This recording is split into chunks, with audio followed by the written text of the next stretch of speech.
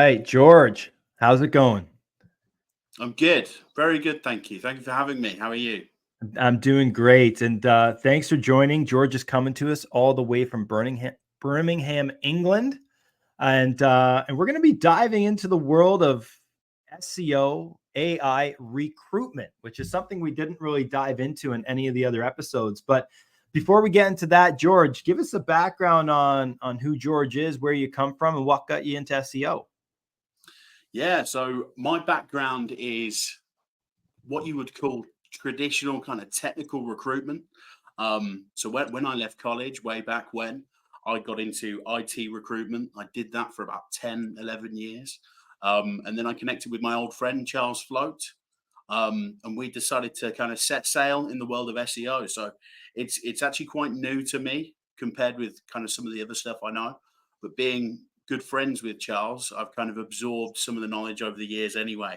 I think you kind of have to when you're friends with him. He's so locked in and obsessed with it.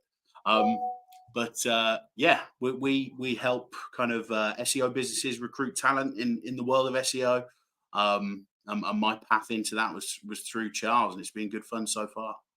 Yeah, when you say finding recruitment in the world of SEO, that I'm sure that has been a task that has changed quite a bit in the last 2 years with the help of AI. Because looking at your website SEO.Careers, world leading SEO and AI recruitment agency. Explain. I mean, we're going to dive right into it here. So how do you differentiate those tasks that are better set for humans versus those ones that you can rely strictly on AI on? I think at the moment, with the way that the LLMs are, the admin, the email writing, whatever you need from kind of a low brain power perspective is really good for AI. It can save so much time in your day. From a recruitment perspective, it's really helped HR and talent acquisition teams do things like create job descriptions, work with hiring managers to get the right spec together. Making sure that you are including the right information when you're doing email outreach for different jobs. But yeah, AI has been massive. I think recruitment, because it's such an admin driven role where at the end of the day, there's so many emails, phone calls, and whatnot to do. AI has had a massive impact on that. So we utilize as much as we can from that front in order to help us save time. And where we want to add value is when we're in client calls or when we're in candidate calls. Um, the number one focus of a recruiter should be speaking to the candidates, the clients, connecting people together. Less so spending, a couple of hours making sure your job description is up to scratch. It can reduce those kind of admin and those hard to do tasks massively. So when it comes to recruiting a specialist in SEO, how do you go about finding that person in the first place? Where are you going? Are there job boards? Are there certain countries that you're looking at over others? How do you go about that process? Yeah, so the countries, it depends entirely on the client. When it comes to finding candidates, you have your traditional routes of CV databases, job boards. LinkedIn is still the number one tool for recruitment, in our opinion. So we use our network on there, which is ever growing and ever increasing in size, um, to find candidates. I think there is an element of being trusted and using referrals. I think it's 30 to 40% of all jobs are hired through referrals and personal connections. So what we try to do is candidates that we've worked with before, or even clients that we've worked with, we will try and pollinate jobs as much as we can when on the candidate from those contacts. Um, but yeah, it does come down to the process of getting job ads online, making sure that we're doing outreach to people who may not be actively applying to stuff on LinkedIn, sending out all the messages and covering every base. Um, Recruitment follows the law of averages massively, where the more you put in, the more you get out from a candidate perspective. So the more candidates you can have on a shortlist, the better. It gives you an opportunity to refine it down further. You have your first interview that refines it even more. And if you apply that process, the law of averages to it, you will place every job. I find that interesting when you say LinkedIn as a great outreach source for finding SEO talent. Because I mean, at least my LinkedIn, a lot of the inbox is inundated with spam and crap that I'm just trying to filter through to figure out what's authentic and what is not. How do you get around those hurdles? Yeah, that's been something that's almost new to me as well. In my my previous life in IT, there was far less kind of consultants and freelancers pitching me into my inbox every single day. Um, so it does become a process of uh, filtering manually. I'm still working on it if there's a way to automate the process, but a sales pitch for an SEO consultant can be very similar to someone stating that they're interested in an opportunity. So when it comes down to it, you do have to kind of scan every single one of those messages and make sure you're not missing anyone out. Um, but when we post an opportunity for like an SEO specialist, some kind of automation or AI is triggered for the freelancers, which means our inbox gets flooded with, we can help, and people that might not have even read the job description or anything like that. They're just trying to pitch their services. So yeah, it's a tough problem to solve, but we're not quite there yet on completely solving it entirely. Do you find there is an approach on LinkedIn that works better than others in terms of getting a response? Yes, I think obviously if the client is happy with it, salary, including salaries and kind of the finance side of things, can really increase the rate in which candidates will respond and get back to you. Sometimes that's not doesn't work though. For example, we have a job at the moment over in the US for a sales executive where we don't want to restrict the market by giving, oh, this is 70 to 100K, or this is 120K to 90. Um, so I feel like being brief, to be honest, hitting the core 3 points. I've got a great sales exec job. It's obviously remote working is massive at the moment. It's a huge point for any kind of candidate is, you can work remotely full time, or maybe there's hybrid working. And that seems to be one of the number one drivers for a lot of candidates. But yeah, ask them for a chat. Make sure that you have someone in HR or talent acquisition, or even your recruiter, that they're kind of being brief. They say, when have you got 10, 15 minutes where I can discuss this opportunity for you? Because I think a lot of the commitment that you need from candidates and kind of your assessment of their qualities, their attributes, comes from getting them on the phone. So I wouldn't waste too much time sending them an essay or a complete full job description in the first instance. It's are you open to new opportunities? Does this sound like something you'd be interested in? If so, when do you have 10, 15 minutes that we can chat? So yeah, keep it simple and ask them to jump on a call with you, and you'll be successful. I think what's important is giving people kind of what they want in terms of a message, because we're inundated with so many messages, so many emails. A lot of people don't have the patience like they used to. They just want you to get right to the point. So when you bring up the point about salary, that's really, people want to know that, instead of this ambiguous message about this great opportunity in SEO. It's like, well, how much am I going to make before I even spend time out of my day to entertain what you have to offer me? And the same thing goes for the way I sell packages to clients for SEO or social or Google ads. Before it was like, yeah, okay, I'll have a conversation with you, feel you out. But now it's just like, dude, give me the price. It's like, yeah, but I can't give you the price because I need to know this, this, and this. And it's like, I just want the price, or I don't want to call. I'm getting a lot more of those now than ever, where people just want to know the price because they're doing their own due diligence and research to figure out what is best. So I think it's one of the big hurdles that we have to overcome when we're using platforms like LinkedIn for outreach. Would you agree? 100%. And I always advise to clients, like, obviously, you'll have a salary budget in mind. If we include that, our success rate will go up massively when it comes to those candidate conversations and interviews. Um, there is 0 point in having a 10, 15-minute chat with a candidate. If you get to the end of the conversation, ask them how much they want, and it's over budget or under budget, even, or maybe you figure out you're barking up the wrong tree entirely and they're looking for part time work or something like that. So, yeah, there's like a core, it's where do you want me to work? Is it remote? what is the pay a lot of the time, and sometimes it can be as simple as, what's the name of the business? You send them the website. Um, we try and not be kind of cloak and dagger around the jobs at all. If people respond saying, what's the name of the company, what's the pay, they'll get it. There's no point in us kind of hiding anything from them, because if it doesn't work, it won't work. So you move ahead from it.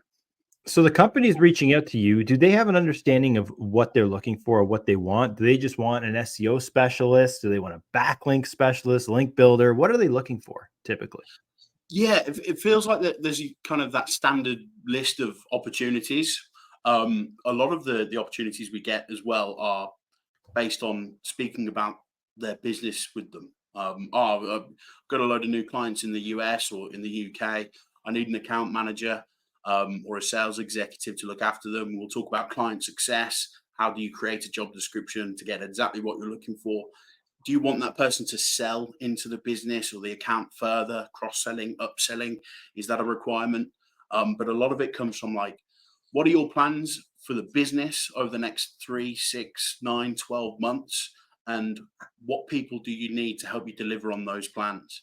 A lot of the companies that we work with, for example, are European. They're looking to expand over in North America. So it's like, right, first thing you need is someone to get your message out there. Is there someone who's on the emails, on the phone, speaking to businesses and potential clients over there? Maybe it's better to have someone at home in Europe that might be positioning solutions in North America, and vice versa. So, yeah, the conversation almost starts as a discussion about the business rather than the job itself. When we're talking about a range of salary, right? Like, if I'm a business looking for an SEO specialist and that range is 70,000 to 110 for a salary, what's some of the um, big triggers I need to look for in terms of paying that premium cost for an SEO specialist outside of obviously experience?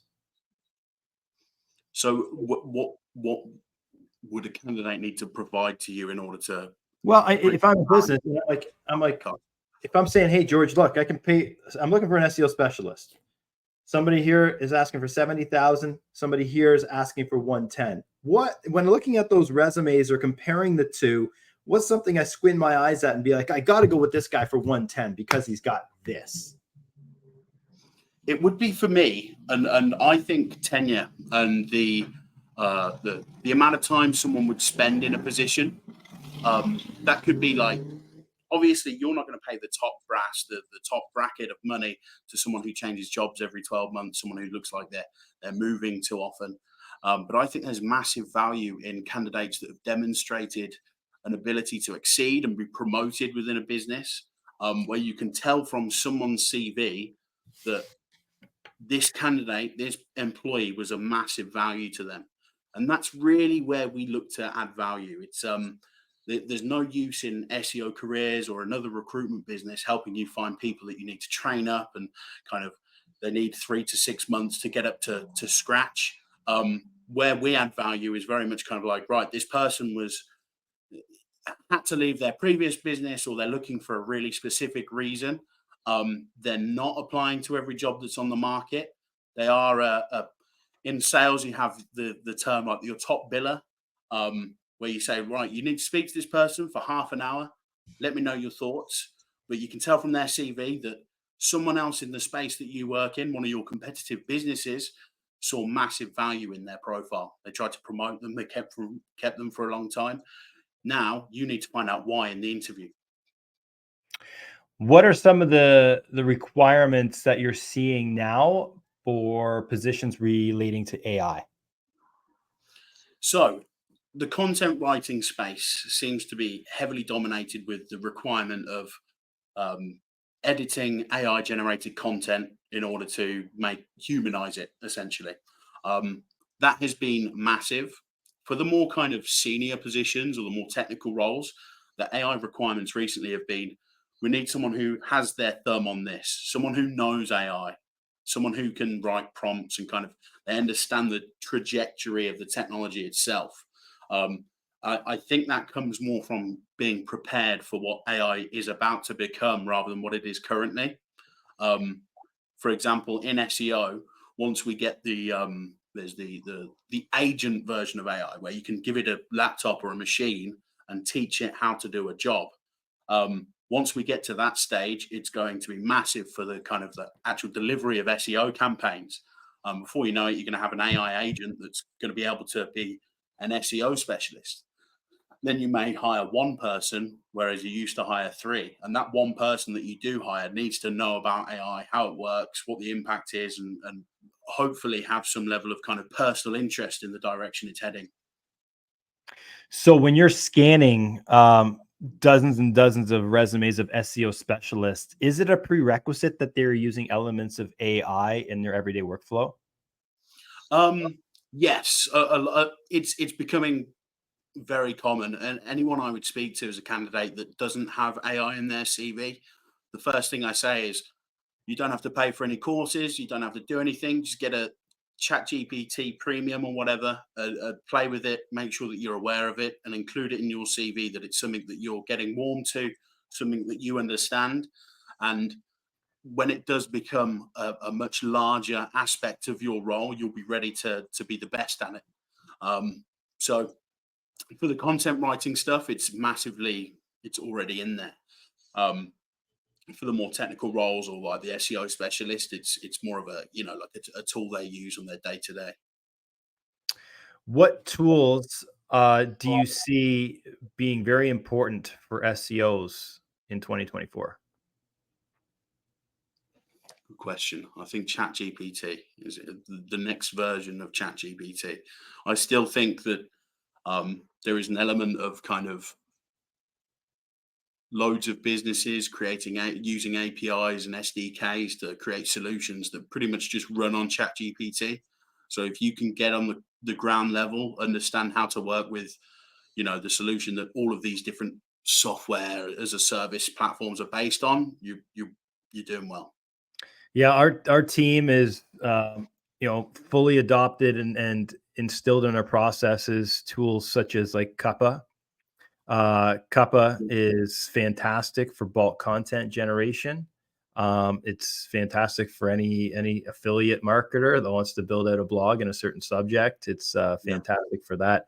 Cuppa is definitely one. Topical Map AI is another one for coming up with ideas, which can be even used and translates over to social media as well for social media content posting using a platform like Topical Map AI, which is fantastic. Yeah, I think both of them are great examples of where AI is becoming eh, the solution to those problems.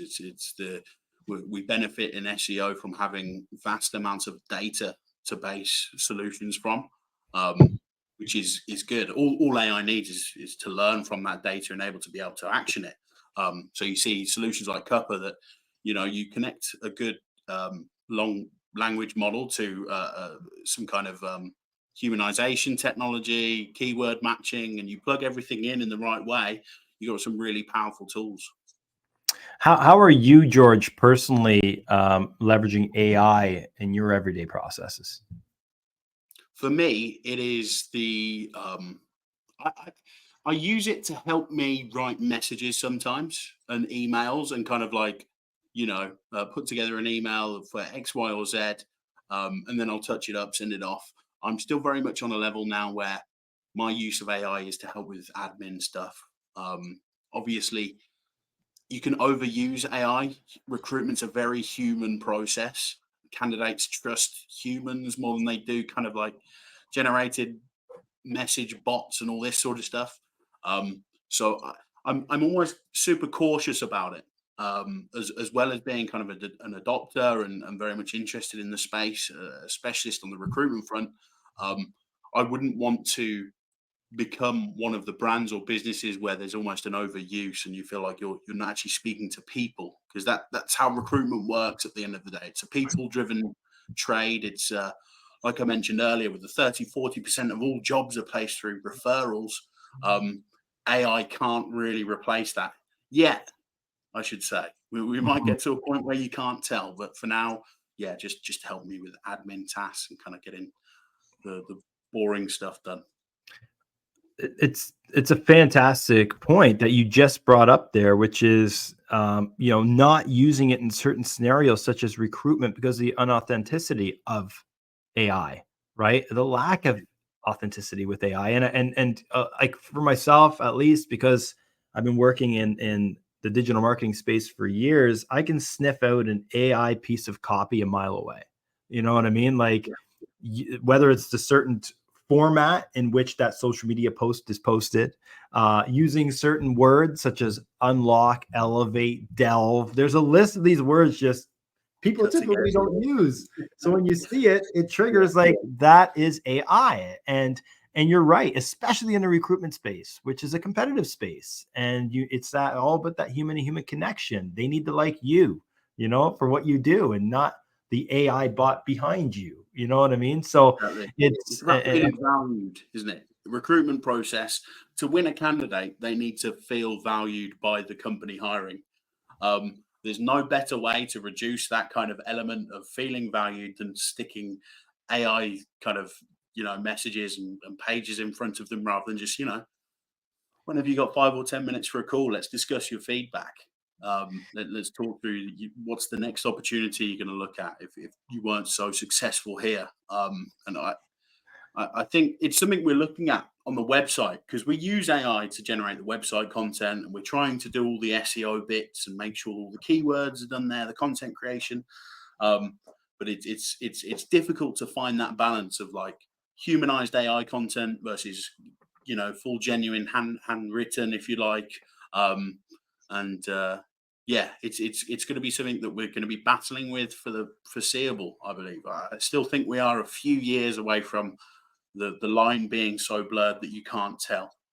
Yeah, I think you're right. I also think that you're definitely an industry that has a lot more emphasis on the human to human connection, like we just said. Years ago, when I applied for a job at a massive private company, and actually to back up a bit before that, I actually got a degree in human resource management at a university. So I was going to get into recruitment.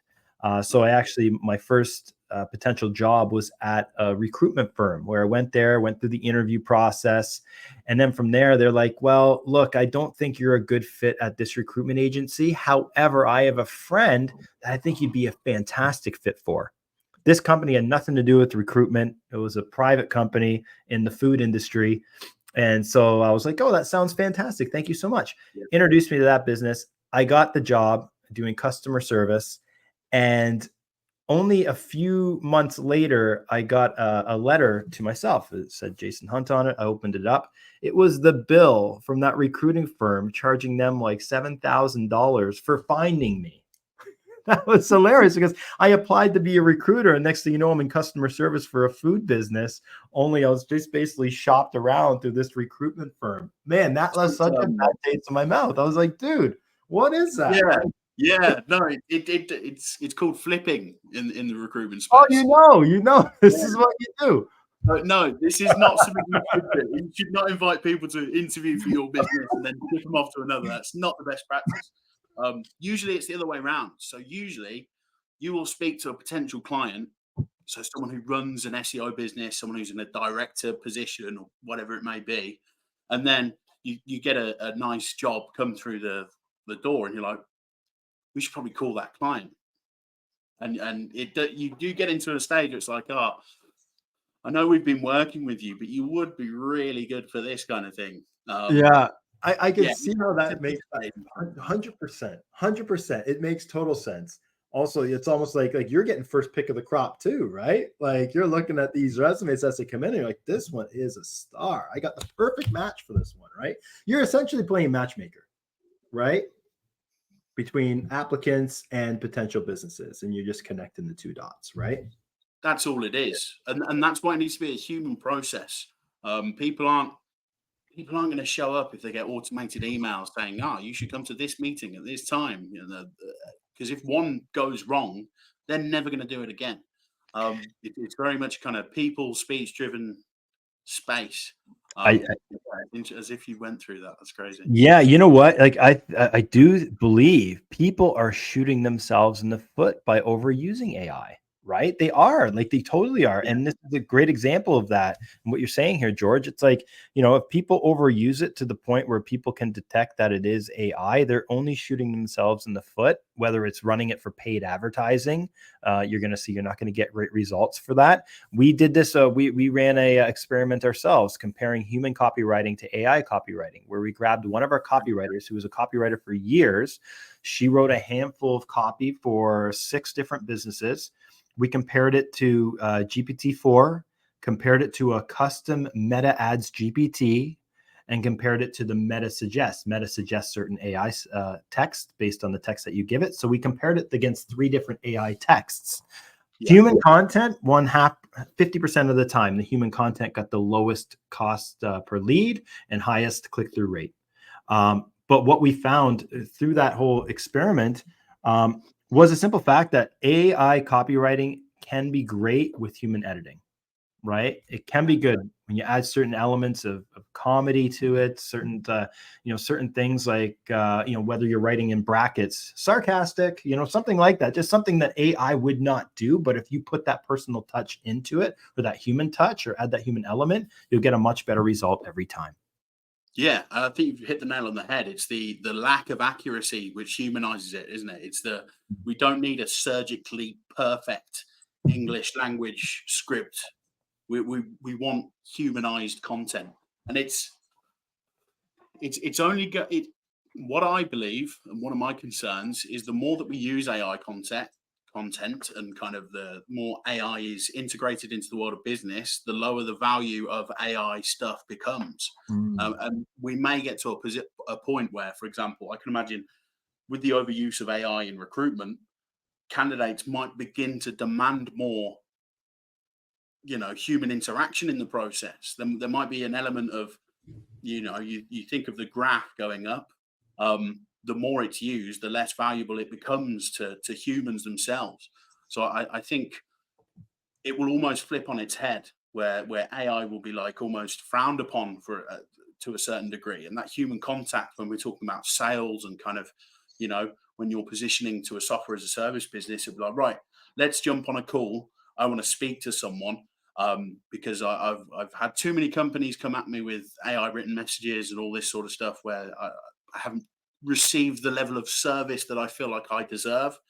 We're all people, aren't we? We all like to be loved, and we all like to feel special. And Well, unfortunately, we all like somebody, an ear to actually vent to, or else you can just talk to your wall, yeah, right?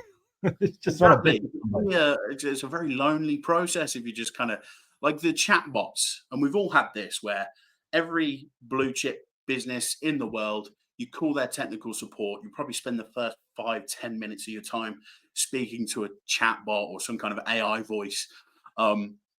If there was a study, I'd love to find one of the level of dissatisfaction that causes consumers. I think it would prove to be the most frustrating part of calling a company for support is the fact that you have to speak to a robot. And I think people. Why is that? Why is that though? I think we are naturally social creatures. I think it comes down to almost like I know this isn't. We could go super kind of sciencey if you like, but Let's I go think there. it's almost DNA to kind of interact with people, and it increases trust and satisfaction. Um, I really do think this is what worries me about AI. I'd hate for it to become almost gimmicky, and we look back in 10 years and we think, remember when we had like, you know, all these phrases on our websites that no one would ever actually use in real life and how rubbish that was. I hope we get to a point where we can use it and it retains its value.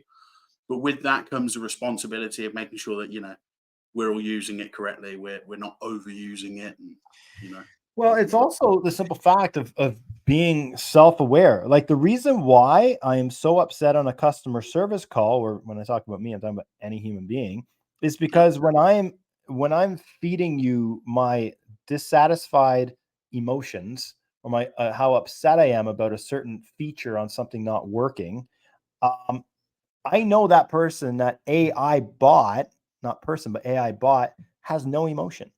They don't know how I feel. They don't care how I feel. It's binary. Well, this guy's upset. Here's the response to give. It's an AI generated response based on how I'm feeling. Knowing that is very dissatisfying. But if we as humans can get over the simple fact that we are, or just be self-aware that we're all trying to get to the same destination point here, which is a satisfied customer, who cares if it's a human or not? It doesn't really matter. But we're so fixated on somebody reacting to the way we feel about something that, you know, we're our own worst enemy in that regard, right? Yeah, 100%. I think there can be this over reliance as well, where you know we've got this new tool that could save us X millions per year in personnel and all this sort of stuff. It's like, you know, there's a balance that needs to be met where, you know, AI is great. It's an awesome tool. It's the best thing to happen since Wi-Fi, in my opinion. Um, but I do think we're getting to a point where it's like, okay, let's maybe rein it back in slightly. You see so much about humanization and, you know, that personal touch. And you're right, with the customer service call, it's about shared experience. I want someone to know how frustrated I am, because then I think they're going to treat my case with more importance rather than, you know, this AI chatbot that's, you know, can be switched off at a flick of a button.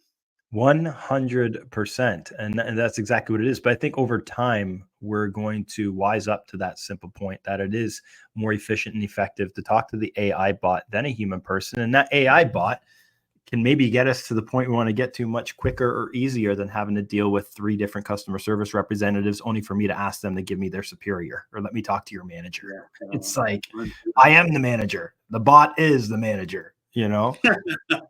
Yeah. So, you know, George, if you were going to look in your crystal ball in terms of where all of this is going with AI, where do you see us, you know, 2 years from today? And we will be coming back to this episode to clip your prediction to see how accurate it is. I think humanization will be redundant if the learning model of these long language models, if it works right and they know how to program it well enough, I think that the humanization will be something that it learns and it will figure out that on its own. Um, 2 to 3 years, will we have AI agents? I'd love it. I think it'd be so awesome to have like the capability to have, you know, rather than a virtual assistant, an AI bot or a separate machine that can help you on your day to day. That's going to be massively impactful for business. Um, but yeah, it's how long is a piece of string? You have the, is it Murphy's law, where you have the transistors that are on CPUs and how that kind of like it only goes up. It's that curve. We could be in a scenario where humanization and kind of these problems of, oh, I don't want to speak to an AI. You can't even tell. Like you, it would be, but with that, and this brings me back to like, oh, will that make face-to-face meetings even more valuable? Will we take it a step further as humans and think, I'm not going to sign up to anything till I'm sat in front of you having a coffee? Mm. It's like that level of kind of like superstition and paranoia around it. But yeah, I think the biggest thing, 2 to 3 years, humanization won't be a problem anymore. AI will be able to do that off the bat. And you might even be able to set a temperature check for, you know, the level of formality that you want, the attitude. Do I want this AI bot to be pissed off but super formal? And you'll be able to change kind of like the degree of how it sounds and what kind of person it's trying to emulate writing that content. I'd say that's the Well, main thing. I love I love using the actual GPTs within ChatGPT. Like I have a GPT specific for a sales assistant. I have my fractional CMO. I have my personal ghostwriter, and all of these different GPTs, I have embedded certain knowledge into them. For example, my personal ghostwriter has my entire book in its knowledge. So it knows when I'm asking for my style of writing. I go to my personal ghostwriter, say, write me an email in my style of writing based on my style of writing in the book.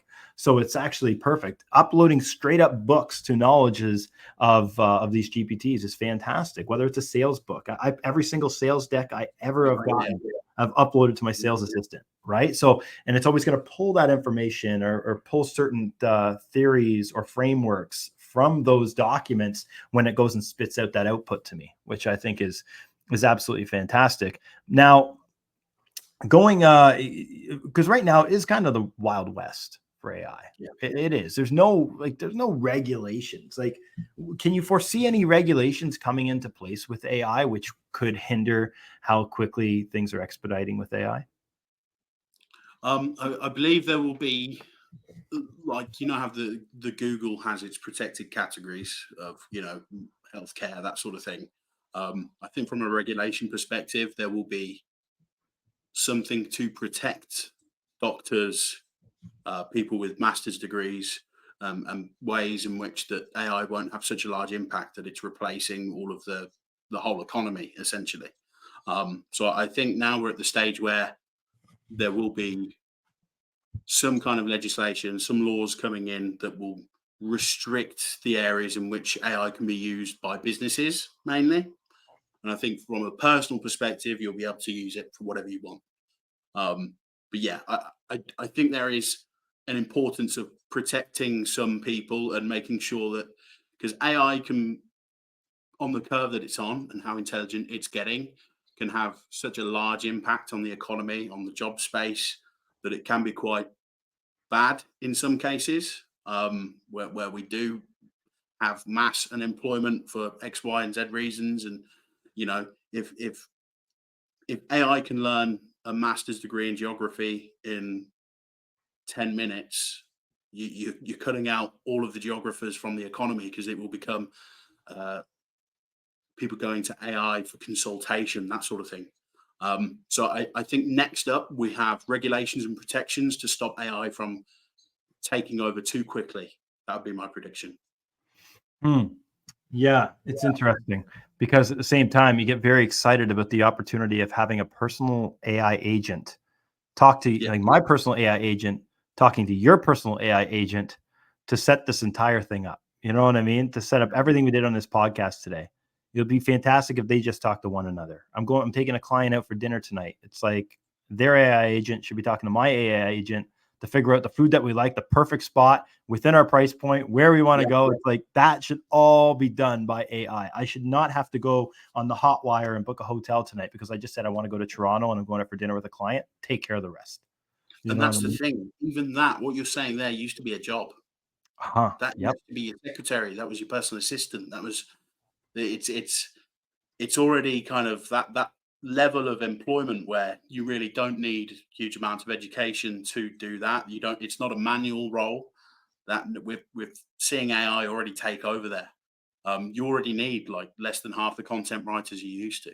Um, Yes. So yes, and no, because I'll say like our content writers, for example, we didn't fire them. We turned them into copy editors, right? They have to be specialists in AI. It's sink or swim type of thing, right? Like we're no yeah, longer doing content this way. You need to adapt and use these tools in order to do your job better and churn out more content. With the secretary example, I think that's a good one too. But that secretary now, they would still have that job because they need to navigate AI in order to get these things done. Eventually, to your point, George, we're probably going to get there where I don't need the secretary, but still, I need somebody that knows AI to set all that up for me and do it really quickly. Right now, as it stands today, for nothing now, is going to go yeah, book me a hotel on Hotwire and then go plan my dinner in the city based off my food preferences and my clients' food preferences and and do all that stuff, right? So that's still is manual unless you know of an AI tool I don't know about yet, not right? yet, So, not yet. I think once we're at the agent stage where AI can control a machine, whether it's Windows coming out with a new platform, whatever it may be, Mac might end up doing it because of their partnership with ChatGPT. Um, that's the next big one for me. I think once we can get them to work autonomously and you teach them a workflow, and it's like, do this until I have 15 client calls in my diary next week. And you mm, leave it on whilst you go to sleep, and it's doing the outreach and all this sort of stuff. It's, I think that's the next big advancement. It's okay. exciting. Okay. Yes. An AI agent sounds fantastic. I would hire one right now. And in your opinion, Give me some examples, some actual use cases of where you would use an AI agent in your everyday workflow. How would you use it? How would you lean on them? What would they do for you? It would be the first. So from a recruitment perspective, AI would be great to just do the scanning of profiles for keywords, making sure that we're looking at the right candidate market and doing everything up to that first call. I think everything up to that first 15-10 minute interview or introduction, if you'd like, I think AI has a massive scope there.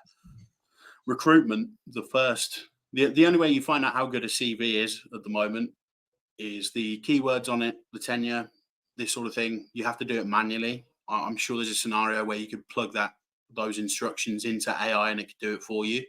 Um, but that's where it'd end for me. After the candidates have been identified and maybe it's sent out the first message, I'd go full human after that. Jump in. Um, yeah, so a lot of screening. CV screening is the kind of term for it, but yeah, just figuring out, are we looking at the right pool of candidates for this job? Have we got 100 of them in a list? Have we narrowed that list down to 50? Let's send out messages to them all. And then from there, it starts becoming a far more human process again. It's a race. It's a race to figure out, to not just develop this specific AI app or AI agent that does this, but to be in the know when it launches, right? Because think about how much time you will save on a daily basis if you had access to an AI agent where you can just get more conversations. You're spending all of your time in conversations and doing none of the back end work, right? If I could wake up in the morning and my diary is full for the whole day with 0 breaks in between, that'd be amazing. If I could not have admin to do, yeah, I'm scared to think how efficient and how good we could make the business from a recruitment perspective. Now, And I think, just to be clear, you could probably do that today, but it's going to cost you $10,000 a month to have an appointment setter do it for you. oh yeah, not quite that. Yeah, so Yeah, maybe something a bit more cost effective. yeah. Right. If it ends up being like $99 a month AI agent, it's going to be crazy. I'm scared to think of how much it would transform everything. Yeah. Like you say, you can get in on the ground floor and maybe get some software going, get a new web service going where you can use that AI agent. My idea has always been CV sourcer. Like I just said to you, if I could create a separate business that has, you pay us $99 a month and you can have your own CV sourcer, the being on the ground level for that sort of thing, you completely capture the market. So yeah, I think everyone's ready and waiting, ready to go. Brilliant. So before we get going here, George, tell our audience about SEO Careers, what it is, and how people can reach out to you if they have questions. Perfect. Yeah. So SEO.Careers is our website. You can reach out to us on there. Like I said, you can look at our contact us page and it's Calendly, so you can set up a call with me directly. We are recruiters for SEO. We help agencies scale from medium-sized businesses to large, or if you're a large SEO business, we can help you scale for that client that you've just got on board, that maybe replacing that person that's just left. We work quickly and we like to provide the top 5%. So we reduce the spend in time and in costs for finding good people anywhere in the world too. So we can recruit completely globally. Awesome. George, thanks for your time. Thank you.